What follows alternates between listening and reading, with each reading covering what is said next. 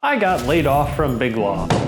You're fired. A bit over 2 years after starting with the Big Law firm and after moving from their Chicago office to their Houston office during those 2 years, I've officially been laid off. I was not alone, and there's not a whole lot more I can say about it, plus a lot of it would be speculating at this point since it was a surprise. Though my best guess is the fact that my hours were down a bit over the past few months, and the fact that the broader commercial real estate market is definitely tightening. But again, that's just a guess. Look, I don't like how it was handled, but I'm a pretty biased source. So I'll leave it at that. Now the timing of this was a little bit funny because about a week before this happened, I was discussing starting my own law firm with a potential partner sometime within the next year. Well, be careful what you wish for. I guess you could say that decision was pulled forward by quite a few months. More on that in just a second. But first let's talk about the big law industry more generally, because we are seeing layoffs across the board in increasing numbers. Big law firms have been laying off associates in greater and greater numbers in 2023, and it doesn't look like this trend is going to be stopping anytime soon, but then again, we'll see what the future holds. And I have heard from some other people who were laid off from other big law firms, and they also said that they were surprised by that happening and they didn't get any real warning before it happened. And it seems like a lot of these big law firms, just like many big corporations or big businesses in other industries,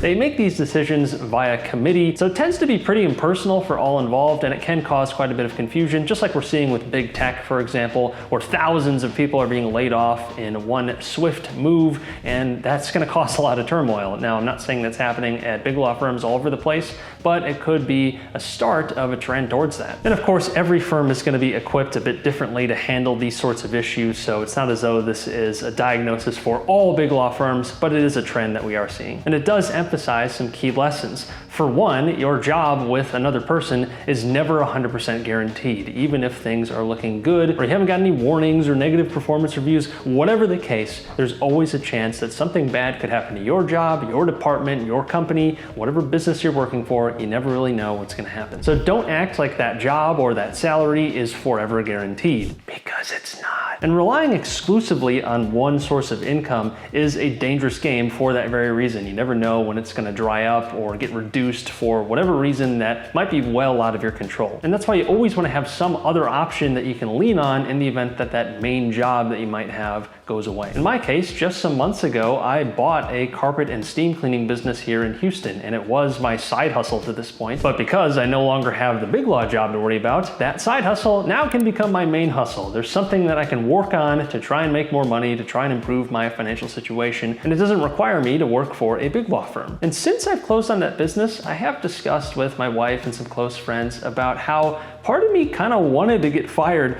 just so I could have the time back to use it towards that business and other opportunities and sort of see what I could do with the time. Of course, again, be careful what you wish for, but it is pretty nice to have all of that time unlocked all of a sudden to where I could really try to put it to good use towards these other opportunities that I think are a bit more scalable, or really a lot more scalable if I do things well. And speaking of those opportunities, one of them I'm working on is opening up my own law firm. After I posted about how I got laid off across my social media accounts, I got some really encouraging messages from people, and a lot of people reached out who I really hadn't talked to in quite some time, a lot since law school. So it was really nice to hear from those people and got a lot of words of encouragement. And a few of them have reached out to me about working as their attorney. And it gives me a lot of confidence going forward that I can make something like this work probably a lot sooner than I might have guessed. And it definitely shows the value of having a strong network of people doing things, because if people are doing things, they're going to need help with things. And if you can provide some value in some area of that thing that they're doing, in my case, providing a legal service, then all of a sudden I have a lot more options to run my own shop. So Duffley Law LLC was officially formed very recently, and